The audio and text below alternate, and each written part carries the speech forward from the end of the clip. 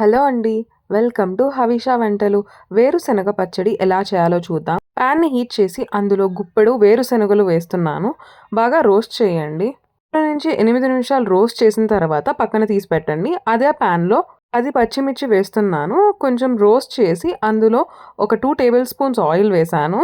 అందులో 1 table spoon ధనియాలు, half table spoon జీలకర్ర. జీలకర్ర, ధనియాల వల్ల చాలా టేస్టీగా ఉంటుంది. ఇందులోనే 4 రెమ్మలు కరివేపాకు బాగా ఫ్రెష్‌గా ఉంటే చాలా బాగుంటుంది. అన్నీ లో ఫ్లేమ్‌లో ఫ్రై చేసి పక్కన పెట్టండి. అదే ప్యాన్‌లో పెద్దగా కట్ చేసిన ఉల్లిపాయలు వేసి ఇందులోనే సగానికి కట్ చేసిన 4 టమాటాలు వేస్తున్నాను. మీడియం ఫ్లేమ్‌లో ఉల్లిపాయ, టొమాటో బాగా వేగాలి. లోపల ముందుగా తీసి పెట్టుకున్న వేరుశనగ పప్పు, పచ్చిమిర్చి, అందులో ముందుగా నానబెట్టిన చింతపండు వేస్తున్నాను.